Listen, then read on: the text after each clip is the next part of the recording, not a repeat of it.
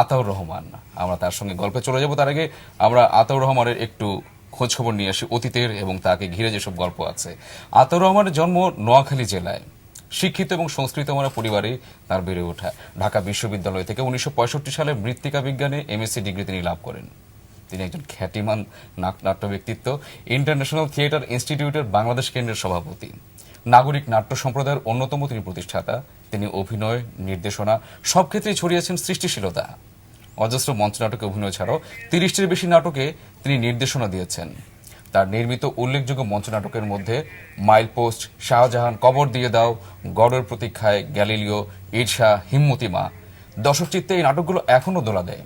আর সাম্প্রতিক সময়ের প্রযোজনা রক্তকরবী অসাধারণ শিল্পকারে ফুটে উঠেছে।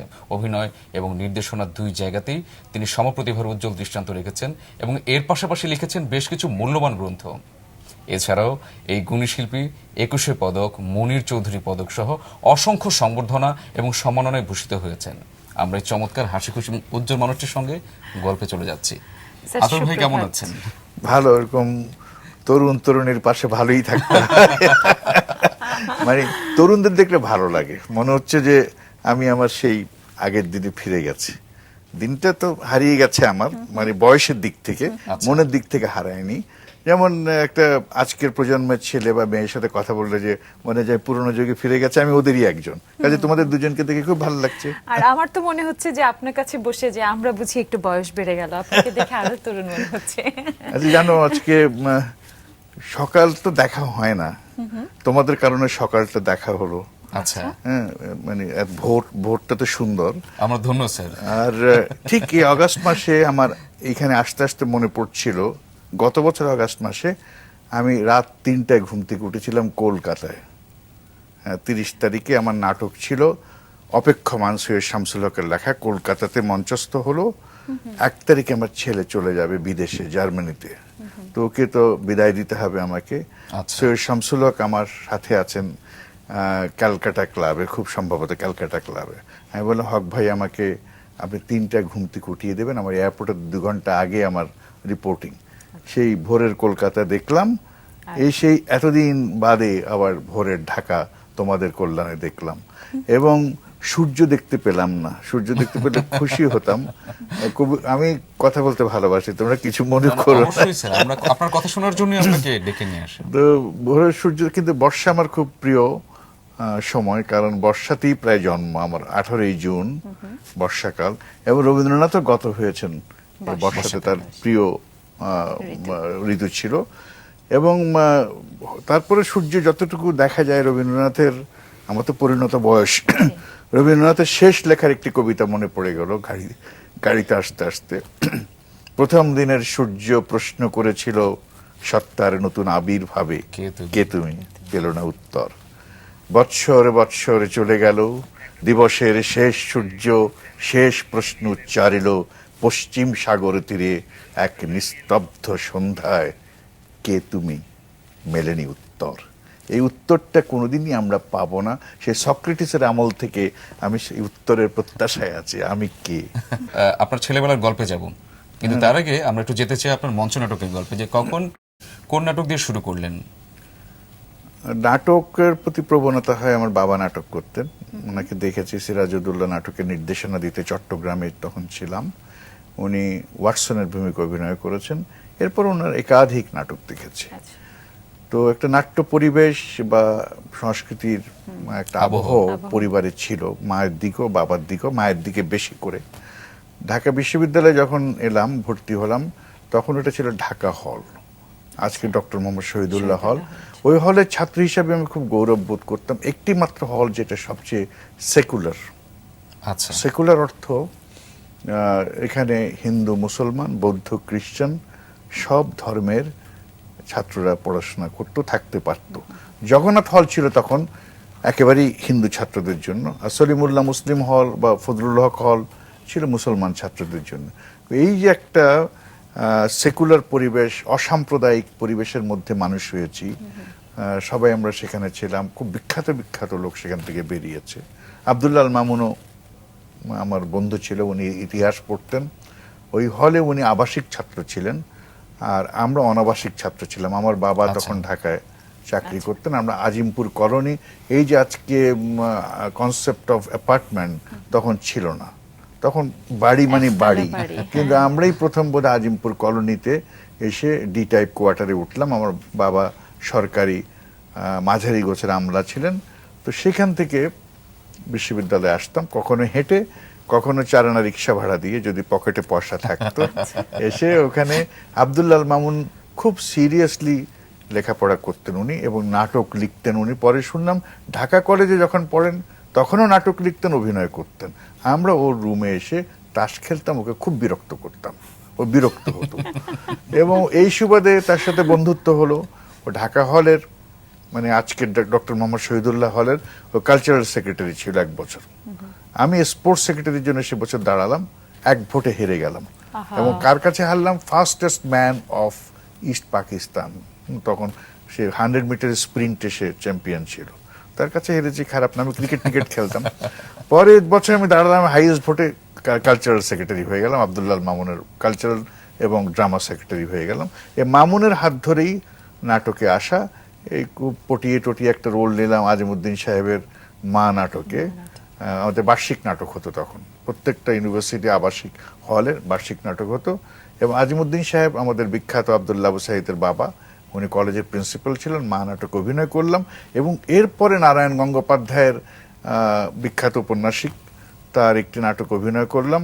এবং আমি এবং আজকের বিখ্যাত কবি আমার বন্ধু আসাদ চৌধুরী, ও ঢাকা হলের ছাত্র, আমরা দুজনে 2 গুন্ডার রোল করলাম। তারপরে আব্দুল্লাহ মামুনের মঞ্চ নাটক লেখা হলো বিন্দু বিন্দু রং। তখন আমি বিশ্ববিদ্যালয় থেকে প্রায় বেরিয়ে যাচ্ছি, ওইটা রিহার্সালের জায়গা নেই। আমার মামার আন্ডার কনস্ট্রাকশন একটা বাড়ি কাকরাইলে, সেখানে রিহার্সাল দিতাম। এরপরে আব্দুল্লাহ মামুন লিখলেন শপথ, খুব চমৎকার, আজকেও হচ্ছে এত বছর পরে। শিল্পকলা একাডেমি করছে এটা, আরিফ হায়দারের নির্দেশনায়, কাব্য নাটক। সেখানে এটা এলিগরিক্যাল একটি নাটক, প্রতীকী নাটক। সেখানে আমি যুদ্ধের ভূমিকা অভিনয় করলাম। আমার বিপরীতে সুলতানা রেবু করলো শান্তি, যুদ্ধ, শান্তি, উপনিবেশবাদ, সাম্রাজ্যবাদ, বিশ্ব, এই হচ্ছে চরিত্র। তো এটা খুব আমার ভালো অভিজ্ঞতা, যে জীবনে প্রথমে এরকম একটা নাটক আমাকে আব্দুল্লাহ মামুন নায়ক করে দিল। এবং ঋতুরাজ যে বসন্ত হলাম, তখন চুল টুল ছিল, দেখতে খারাপ ছিলাম না, রোগা পাতলা ছিলাম, ভালোই ছিল। এখন তো বয়সে হয়তো মানে দেখতে অত ভালো লাগে না। না, এখনো আপনি অনেক সুন্দর দেখতে। এটা তোমাদের মুখে এটা শোনার জন্যই বলেছি। চমৎকার। স্যার, আমরা এবার একটু আপনার বাল্যকালে ফিরে যাই। আমরা শুনেছি যে আপনি নানা বাড়ি এবং দাদা বাড়ি পাশাপাশি ছিল, এবং আপনার তাদের উপর আপনার অত্যাচারটা কিরকম ছিল? নানার বাড়ি অত্যাচারের চেয়ে বেশি বলবো যে এক ধরনের অভিঘাত ছিল, যেটাকে আমরা ইংরেজিতে বলি ইম্প্যাক্ট। এটা খুবই প্রয়োজনীয়। প্রত্যেক, যেমন আমার ছেলে একদিন টেলিভিশন ইন্টারভিউ জোর করে ওকে নিয়ে আসলাম, ও পরিষ্কার বলল আমার বাবা আমার বোন এবং আমাকে কিছুই কোনোদিন শেখাবার চেষ্টা করেননি। ও তো অবাক হলো, তাহলে বলছে ওটি আমাদের জন্য সবচেয়ে বড় শিক্ষা। He never said that come up with a good result, ভালো পরীক্ষার ফল নিয়ে আসো, এটা করো না, এটা করো, কখনো চাপিয়ে বলে দেওয়া না। উচিত নয়। হ্যাঁ, এবং জোর করে তোমাকে রেজাল্ট ভালো আনতেই হবে। এই যে একটা ফ্রিডম, এই যে একটা মুক্ত পরিবেশে মানুষ হওয়া, এটার একটা বিরাট অভিঘাত মানুষের জীবনে আছে। এবং এই ফ্রিডমটা যদিও তখনকার বাবা মা অনেক কড়া ছিলেন, তারপর আমি কিছুটা পেয়েছি। আমার নানার বাড়িতে আবহাওয়া ছিল, সেখানে জুলে ভার্নের 20,000 লিগস আন্ডার দ্য সি, নটিলাসের গল্প, যেটা আজকে পরে অ্যাটমিক সাবমেরিন হলো, সেই ক্যাপ্টেন নেমোর গল্প পড়ে সাংঘাতিক উদ্বেলিত, রোমাঞ্চিত। তো তখন নটির পূজা, রবীন্দ্রনাথের পূজারিণী, সেদিন শারদ দিবাবসান, শ্রীমতী নামে সে দাসী, পুণ্য শীতলে সলিলে নাহিয়া, পুষ্প প্রদীপ থালায় বহিয়া, রাজমহিষীর, সেই কবিতা এখনো মনে আছে। সেই মানে বুদ্ধের সেই শিষ্যা, সে মহিলা, সে রাজা অজাতশত্রু ঘোষণা করেছে, স্তূপে যে করিবে অর্ঘ্য রচনা, শুলের উপরে মরিবে সে জনা, অথবা নির্বাসনে। এইসব অবজ্ঞা করে এমন ভালোবাসা শ্রীমতী বুদ্ধের বেদিতে সে পূজা দিতে গেল, তারপরে রক্ত স্নাত হলো সেই বেদি। এই হচ্ছে পূজারিণী রবীন্দ্রনাথ। কাজে এইগুলো দেখেছি কিছু কিছু মাথার ভেতরে। এবং খুব সৌভাগ্য যে খুব ভালো স্কুলে পড়েছি, কলেজিয়েট স্কুল চট্টগ্রাম, মানে পড়াশোনা করতাম না, মানে অনেক বেশি দুষ্টুমি অনেক বেশি করতাম পড়াশোনার চেয়ে, কিন্তু তারপরও যা মাথায় ঢুকেছে, সেই ভূগোলের শিক্ষক, ইতিহাসের শিক্ষক, হ্যাঁ, তারপরে তখন শেখাচ্ছে, আমি এক শিক্ষককে বললাম, স্যার সেতার অর্থ বলতো, সেতারের সন্ধি বিচ্ছেদ, তো বললো যে, আমি বললাম 6 তারের সমাহার, আমার মা বলেছে, বলতো তোর মা ভুল বলেছে, আসলে সে এটা একটি ফার্সি শব্দ, সে অর্থ 3 তারের সমাহার। কাজে এগুলো পর্যন্ত আমাদের ছুঁয়ে ছুঁয়ে গেছে প্রত্যেকটা মুহূর্ত। শিক্ষকরা এমন ভালো ছিলেন যে পড়তে না চাইলেও জোর করে পড়া হয়ে যেত, কিভাবে জানি মাথার মধ্যে ঢুকে যেত। আমি তখনকার কবিতাগুলো পর্যন্ত বলতে পারি। হ্যাঁ, সেই রবীন্দ্রনাথের দুরন্ত আশা পড়াচ্ছেন ক্লাস টিচার, মর্মে জব মত্ত আশা সর্পসম ফোঁসে, অদৃষ্টের বন্দনেতে দাপিয়া বৃথা রসে, তখনও ভালো মানুষ সেজে বাঁধানো হুকে যতনে মেজে, জনদশকে জটলা করে মলিন তার সজরে ভেজে, খেলতে হবে কষে। এটার তারপর ওয়ার্ডসওয়ার্থ পড়ছি, শেলি পড়ছি, আমি অসম্ভব একটা এর মধ্যে মজাও করছি। এবং সেই স্কুলে একটি চা দোকানে যেতাম চা খেতে, পাশে স্কুলের পাশে বসরের দোকান, চাটগিয়ারে বলতে বসরের দোকানে, ওদের অ্যাকসেন্ট আছে অদ্ভুত। সেইখানে একটি লোককে, এই যে মানুষের মাথায় এগুলা, সারাটা জীবন 10টা বছর পড়েছি স্কুলে, ভিক্ষা করতে দেখেছি। একটা ঢ্যাঙা মতো লোক দাঁড়িয়ে থাকতো, কালো, একটা চোখ নষ্ট, সে একটা অদ্ভুত মনোটনে বলতো, এক ফেলা চা যদি ওইয়া থাকে গরিবরে দোয়াই দিবেন। সারাটা জীবন চা ভিক্ষা করেছে চিটাগোনিয়ান অ্যাকসেন্টে, এক পেয়ালা চা যদি হয়ে থাকে গরিবকে দেওয়ায় দিবেন, আর পয়সাও নিত না, অন্য কিছু নিত না, এক কাপ চা পেলে সে খুশি। মানে চায়ের কি প্রচন্ড নেশা ছিল। সেই মজার গল্পগুলো দেখিয়ে যে স্যার, একটি প্রসঙ্গ নিয়ে জানতে চাচ্ছি, সেটা হলো যে নাটক তো জীবনেরই প্রতিচ্ছবি। জীবনকে হয়তো ধরে বেঁধে 1 ঘন্টা 1.5 ঘন্টায় একদম শুরু থেকে শেষ করা যায় না, কিন্তু এটার একটা নাট্য রূপ কিন্তু আপনারা দেন। তো জীবনের চরিত্রগুলোকে বাস্তবে যে আনার, মানুষের কাছে উপস্থাপনের ক্ষেত্রে আপনার কি মনে হয় যে তার জীবনের একটা অভিজ্ঞতা, তার কাজের কঠিন অভিজ্ঞতা? প্রশ্নে চলে গেলে, খুব হালকা আলাপ থেকে খুব কঠিন প্রশ্নে চলে গেলে। প্রশ্নটা এই যে এক একটা মানুষের এক একটা শিল্প বোধ এবং শিল্প রুচি আছে। এখন আমি যদি ভিনসেন্ট ভ্যান গগের সেলফ পোর্ট্রেটের সামনে দাঁড়াই, আমার হৃদয়টা উদ্বেলিত হয়, জ্বলে উঠে। আমার মনে হচ্ছে যে হোয়াট লাইফ ইজ, এই লোকটি বার্ন করছে। রেমব্রান্টের ছবির সামনে যেদিন প্রথম দাঁড়ালাম 1980-তে ন্যাশনাল গ্যালারি ইংল্যান্ডে, লন্ডনে, মনে হচ্ছে যে ফুঁড়ে বেরিয়ে আসবে। মানে একটা জীবন্ত ফ্রেম ভেঙে আমার শরীরটা কেঁপে উঠল, যে এইভাবে শিল্প মানুষকে এভাবে নাড়া দেয়, মনে হয় যে আমি নেই, কোথায় আছি জানি না। এখন তুমি যেটা বললে যে জীবনটাকে অনেকভাবে দেখা যায়, হ্যাঁ, এখন জীবন দাস জীবনকে একভাবে দেখেছেন। হ্যাঁ, 8 বছর আগের একদিন, অর্থ নয়, কীর্তি নয়, সচ্ছলতা নয়, আরো এক বিপন্ন বিস্ময় আমাদের অন্তর্গত রক্তের মাঝে খেলা করে, আমাদের ক্লান্ত করে। লাশ কাটা ঘরে সেই ক্লান্তি নাই, তাই চিত হয়ে শুয়ে আছি টেবিলের পরে। লোকটা সুইসাইড করেছে, আত্মহত্যা করেছে। কেন করেছে? প্রত্যেকটা আত্মহত্যার কারণ কিন্তু খুব ইন্ডিভিজুয়াল রিজন, তাই তো? এবং এই লোকটি আত্মহত্যা করেছে যে এটা আমরা সামান্য ক্লু পাই, যে জীবন শালিকের, যে জীবন ফড়িংয়ের, তার সাথে হয় না কো দেখা, এই জেনে দড়ি হাতে সে একা একা গাছের কাছে গিয়েছিল। কাজে আমি যে শিল্পে বিশ্বাস করি, আমি কিন্তু বারবার এই কথা বহু লোককে বলেছি, আজকে যে রোড অ্যাক্সিডেন্ট হচ্ছে সেটারই এনাক্টমেন্ট অন স্টেজ আমি দেখতে ইউজুয়ালি চাই না। বেটল বেস্টে গ্যালিলিও করতে গেলে অন্য ব্যাপার। বেটল বেস্ট আজকের, উনি বলছে যে এটা রোড অ্যাক্সিডেন্ট আজকে হচ্ছে, বা আজকের সকালে যে ঘটনাটা হচ্ছে সেটাই সন্ধ্যায় অন্যভাবে আমরা এটার অভিনীত রূপ দেখছি। আমি কিন্তু বিশ্বাস করি যে এপিক রিয়ালিটি।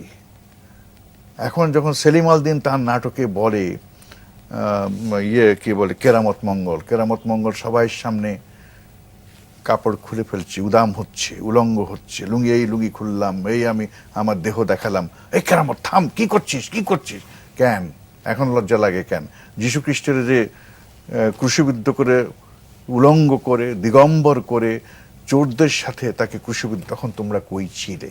এই যে পরম্পরায় অতীতের দুঃখকে বর্তমানে টেনে নিয়ে আসা, আমি কিন্তু সেই শিল্পে বিশ্বাস করি। যেই জন্য আমি ওয়েটিং ফর গোডোর মতো এরকম একটা অ্যাবসার্ড প্লে আমার সবচেয়ে প্রিয় নাটক। আমি আসাদুজ্জামান জামালউদ্দিন হোসেনকে দিয়ে 1984 সালে অভিনয় করিয়েছি। ওরা বলছে আমরা বুঝি না তুমি এই নাটক কেন করছো। আমি বললাম আমিও বুঝি না, let us try to discover. আজকে আমার কৃতিত্ব এই যে আমার আজকে ছাত্রছাত্রী তারা এই নাটকের জন্য পাগল। থিয়েটার স্কুল থেকে করছে, এখনো হচ্ছে, এখন মেয়েদেরকে দিয়ে করাচ্ছে, 2টো মেয়ে। কারণ এই নাটকটা উনি 2 হাতে দুমড়ে স্যামুয়েল বেকেট 1969 সালে নোবেল প্রাইজ পায় সাহিত্যের জন্য। আমরা 2 রকম হিরোকে চিনি, একটা হলো রোম্যান্টিক হিরো, আরেকটা হলো heroic hero, let's say chivalrous hero, যুদ্ধ করে তলোয়ার দিয়ে নায়িকার সামনে মেরে ফেললো, হিন্দি সিনেমার মতো নায়িকা খুব ভিলেনকে মেরে ফেললো। এরা হচ্ছে আজকের দিনের 2টো ট্র্যাম্প, 2টো ভবঘুরে এক্সট্রাগান ভ্লাদিমির একটা গাছের নিচে অপেক্ষা করছে, গোডো বলে কেউ একজন আসবে, ভাগ্য পরিবর্তন হবে। আমি যখন কারণ বাজার দিয়ে যাই রাত্রেবেলায় দেখি এরকম ঝুড়িতে 2টো লোক ঘুমোচ্ছে বা তো ধামাতে শুয়ে ঘুমোচ্ছে। ভোরবেলা কারণ বাজারের ওই যে পাইকারিরা জিনিসপত্র নিয়ে আসবে, পাইকাররা, সেগুলা কুলিরা ওদের শোয়ার জায়গা নেই। যখন আমি দেখি কমলাপুর রেল স্টেশনে শুয়ে আছে, যখন দেখি 2টো লোক কি কষ্ট করে রাস্তায় তোমার সামান্য বাজার নিয়ে ঘুরছে, তখন আমার মনে হয় they are the hero of our time. এরাই তো আমাদের হিরো। এদেরকে স্যামুয়েল বেকেট হিরো করেছে, not the chivalrous hero, not the romantic hero. We see them regularly. আমার বুকটা তখন কান্নায় ভরে যায়। এইটাই তো কাজে আমার শিল্পবোধটা হচ্ছে ওই, যেখানে স্পর্শ করে যাবে, ছুঁয়ে যাবে। শিল্পের যে জায়গাটা আমি বিশ্বাস করি, শিল্প কিন্তু মোটর গাড়ির নয়, পিস্টন সিলিন্ডার নয়, খুললি দেখা যাবে 4টা সিলিন্ডার ঢুকছে চলছে। এটাকে বের করতে হবে, আবিষ্কার করতে হবে, এটাকে প্রতিনিয়ত নবব্যাখ্যায় আলোকিত করার স্কোপ থাকতে হবে, তখনই সেটা বড় শিল্প কাজ। নবব্যাখ্যায় আলোকিত করা যাবে, যদি থেমে যায় সে কাজ শিল্প নয়। গান এবং নাটক দুটোর প্রতি সমান আগ্রহী ছিলেন ছেলেবেলায়, তারপর গান ছেড়ে চলে এলেন নাটকের দিকে। হ্যাঁ, কারণ গানটা সুরটা তো লাগে, ওটা ছিল না, বহু চেষ্টা করেছি। ওটা একটা মজার ঘটনা আছে। হ্যাঁ, তো আমাদের পাশে নেইবার চট্টগ্রামে ছিলাম আমরা ইয়েতে মাদার বাড়িতে। তো এসেই হেঁড়ে গলায় আমি দুপুরবেলায় স্কুল ছুটি হলে গান গাওয়া শুরু করতাম। তো মহিলা বোধহয় খুব বিরক্ত হতেন, হ্যাঁ, মানে খুবই বেসুরে গান টান গাচ্ছি। তো বললো যে আমার মাকে একদিন ডেকে বললো, আচ্ছা আপনার ছেলেকে গানের শিক্ষক টিক্ষক রাখেন না কেন? তখন আমি কিউটা পেয়ে গেলাম যে উনি বলছে যে যেন আমি গান না গাই, কারণ ওদের বাড়িতে গলার সুর টুর কোথায় চড়ে যায় ঠিক নেই। কিন্তু গানের প্রতি যে প্রচন্ড ভালোবাসা সেটা রয়েই গেছে। আমার দিন শুরু হয় না রবীন্দ্রনাথের গান না শুনলে, দিন শেষও হয় না রবীন্দ্রনাথের গান না শুনলে। সারাক্ষণের ভেতরেই আছি সঙ্গীতের। আমি পাশ্চাত্য সঙ্গীতও শুনি, বব ডিলান টিলান তো ঠিকই আছে, বিশেষ করে বিথোফেন, মোৎসার্ট, শুবার্ট, যে শুনি না এমন নয়, আবার উচ্চাঙ্গের সঙ্গীতও শুনি। আর এগুলো মনটাকে একটু, এই যে আমি মনে করি জীবনটা খুব দুর্লভ পুরস্কার, বিশ্বনিয়ন্তার দুর্লভ পুরস্কার। কাজে এই সময়ের মধ্যে I must make the best use of it. যতটুকু পারি একটা গান কানের মধ্যে ঢুকিয়ে নিই, একটা কবিতা পারলে রবার্ট ফস্টার কবিতাটা আবার উল্টে দেখে নিই, মানে আবার একটা মানে জোক আর মজার জোক বলি, আবার একটা আরেকজনকে খোঁচা মারি, কারণ এটাও ইউজিং দি লাইফ। আর নাটকের কথা খুব ইম্পর্ট্যান্ট, যেটা তোমাদের ভালোই লাগবে। আমাদের একটা জিনিস শেখানো হয়েছিল যে নাটকের মানুষ খারাপ হতে পারে না। এটা আসলো কোত্থেকে?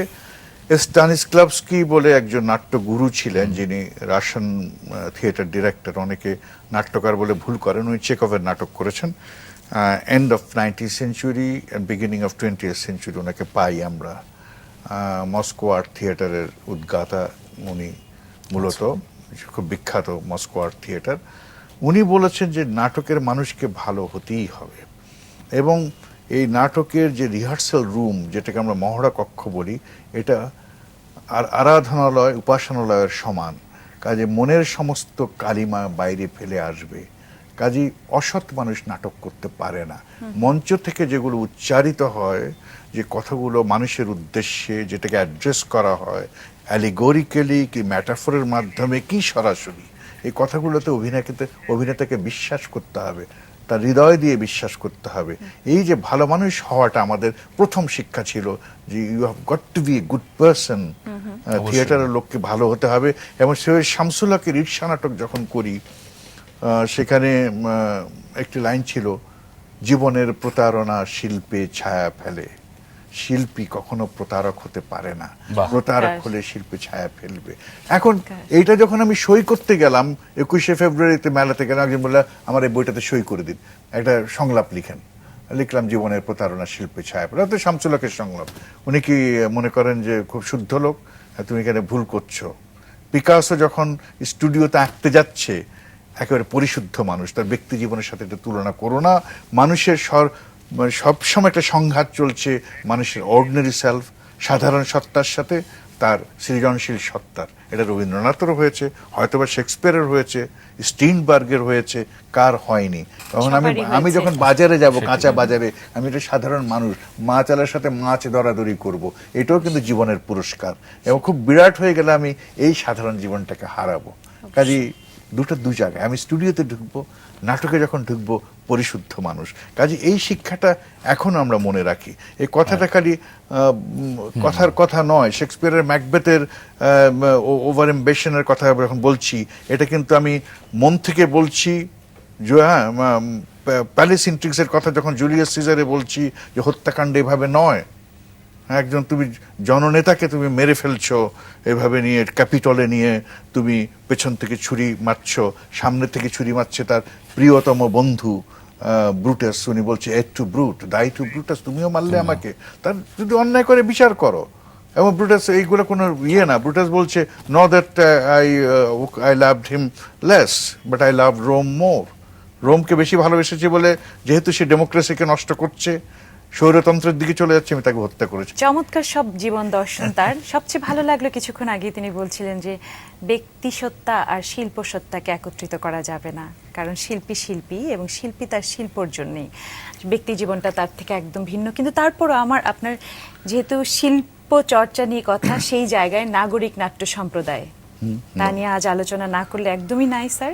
সেই নাগরিক নাট্য সম্প্রদায়ের একটা বিশাল, আমার মনে হয় যে উপস্থাপন হলো যে রক্তকরবী।